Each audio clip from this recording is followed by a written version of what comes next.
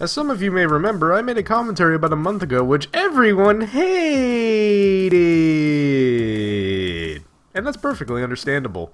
If you aren't privy, it was a commentary on the subject of the then soon-to-be-released Curse of Naxxramas Adventure for Blizzard's FTP CCG, LOL BBQ, Hearthstone, Heroes of Warcraft, and these guys, question mark? Anyway, as the title of this video suggests, I have some serious splaining to do.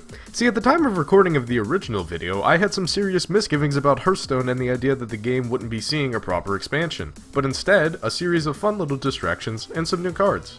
While I wouldn't say my perspective has completely changed since the release of Naxxramas, I will be retracting some of my naysayings here, as well as pointing out what I think are the best features of Naxx, what Blizzard really managed to nail, as well as what they sort of dropped the ball on.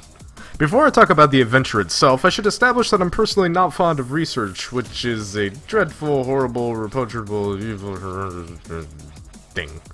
I've never been much good at it, for whatever reason, probably due to my crippling laziness. However, I understand that my lack of research inherently screwed me over on this one, and I delivered a subpar video that contained largely unsupported suppositions that really don't hold much weight. However, since that time, I've striven to resolve my research aversion, hence why I'm producing this commentary. So don't hate me. Please. But let's get to the real meat of this ramble. Let's talk about Naxx. This adventure introduced 30 new cards to the game and some rather faithful facsimiles from the namesake raid from World of Warcraft. To be honest, I was pleasantly surprised to see how accurate to the core, or at least the most memorable mechanics, of the bosses from the raid, the bots were, combining both cards and hero powers to produce the fights. Accurate, yet still fun. For instance, most players were probably surprised to see that the Loatheb fight had the boss at 75 health on normal difficulty, with a hero power and cards that were designed to turn the fight into a war of attrition that heavily favored Loatheb. However, WoW players who have encountered the fight before, like myself, would have been prepared for this, as the original Loatheb had markedly higher health than most, if not all, other bosses in Naxx, and was designed around the principle of massively buffing the damage potential of the DPS in the raid, while reducing opportunities for healing to come in, keeping the fight on an even keel while straining the health pools of the raid. Without touching on every single boss for the sake of time, I'll say that Blizzard did an excellent job of providing both a fun experience for the Hearthstone crowd and an even more so nostalgic one for WoW veterans. That being said, I imagine that making an accurate recreation of Naxx was probably low on the list of expectations that Hearthstone players had before the release of the adventure. It's likely that most have never even played WoW and were more concerned with the cards they'd be getting from the adventure, which is perfectly sensible, and considering that fact, it would have also been perfectly reasonable that the team behind Hearthstone could have simply delivered a product which was fun in its own way and didn't pay homage to the original Naxxramas. The fact that they managed to pull off both is what I feel should be appreciated here, that they managed to create an experience everyone could enjoy without sacrificing the roots of the adventure behind it. Again, without going into too much detail on them individually, I'd say that the class challenges that were introduced were, for the most part, fun and challenging, and only got better from week 2 onwards. But the Paladin challenge... they're not all well designed. But that's not what you came to hear, so let's talk about cards! Yay! Naxx introduced 30 new cards to Hearthstone, 21 of them being neutrals, the other 9 class-specific.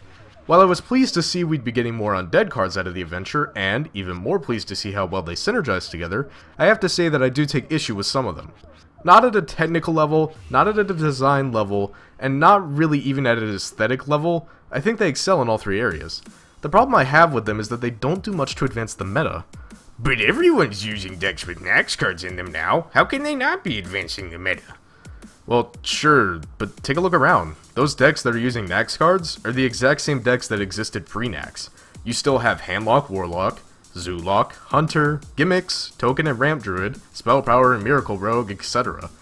See, the decks themselves haven't really changed aside from the addition of one new deck, which I'll get to. It's just the cards that have changed. Ultimately, the strategies are the same, the plays are at least very similar, and the meta has gone largely unchanged. Perhaps it's presumptuous of me to assume the meta would advance from the introduction of new cards, though I don't think so. Perhaps the meta doesn't need to evolve, even though it's grown incredibly stagnant. I don't play competitively, hell I hardly even play ranked, so the meta doesn't really affect me, and for the majority of you, it won't affect you either. But at a pro level of play, I would find it personally boring to have to continue to play against the same styles of decks, the same general strategies, the same people in a tournament or on streams or what have you. That's the exact reason why StarCraft 2 has seen a decline in intrigue recently. Now, I mentioned before that a new deck burst onto the scene with the advent of Naxx, and it's a very powerful, albeit gimmicky one.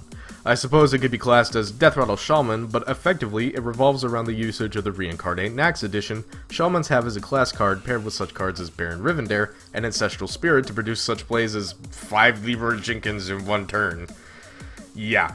Which is funny as hell, don't get me wrong, and it can be extremely potent in the right circumstance. But the problem I have here is with the fact that none of the Naxx cards synergize quite as well with the other classes, reason being that combo of Reincarnate and the Ancestral Spirit. On its own, Reincarnate is an incredibly useful card, but when combined with Death Rattle cards, triggering their effects, which are generally positive, potentially multiple times when combined with Baron Rivendare, it's diabolical the plays that can come from there. No one class has such effective synergy with the Naxx cards, largely due to the cards available for the other classes being cheap, lame, gimmicky, or downright useless in how RNG they are. Seriously, Web Spinner? Seriously, dude, bro?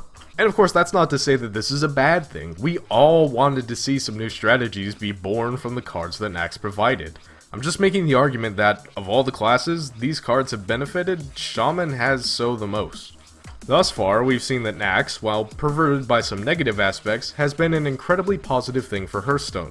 But the inevitable argument that has to be made here is whether or not the adventure is worth the money.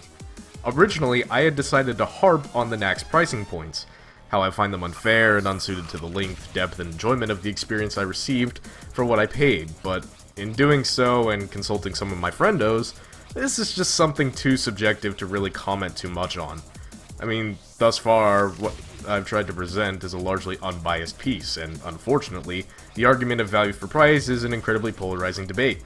So, to keep myself, and you in the comments, from starting in on diatribes, I'll say this. Ultimately, only you can be the judge of whether or not the Curse of Naxxramas was worth the $20 if you chose to pay for all 4 of the wings together, or each individually for $7 or for 700 gold. Personally, I don't feel that I got my money's worth.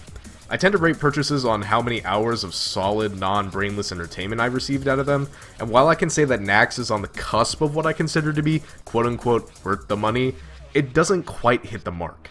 Obviously some will agree with me, many more will disagree, and that's fine. However, one issue that I do take that I find reasonable to slip into my bias pants for at least a little bit in order to harp on, is the fact that you cannot purchase individual wings in any order.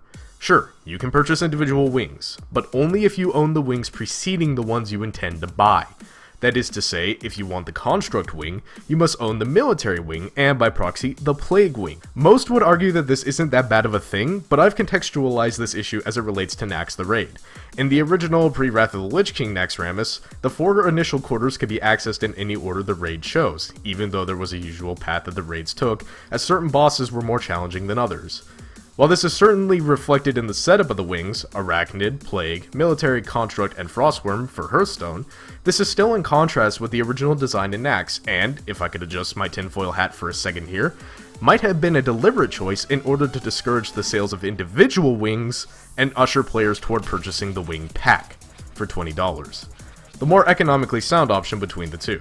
Now I can't prove it, and all of my evidence is circumstantial here, but it all just kinda seems a little bit too convenient, doesn't it? So is the Naxx payment model bad? Well, no. Do I like it? Well, no. Do other people? Probably. Should you? I don't know.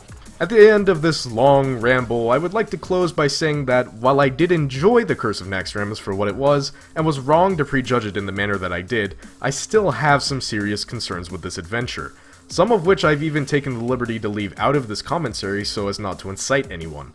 A ton of people had great fun over the past month and a quarter, and I'm sure they'll be enjoying their goodies for a good few months to come. While I can't take away what I've said in the past, I hope I've ameliorated some of my mistakes and engendered some newfound trust in you, my audience. Or maybe you still hate me anyway.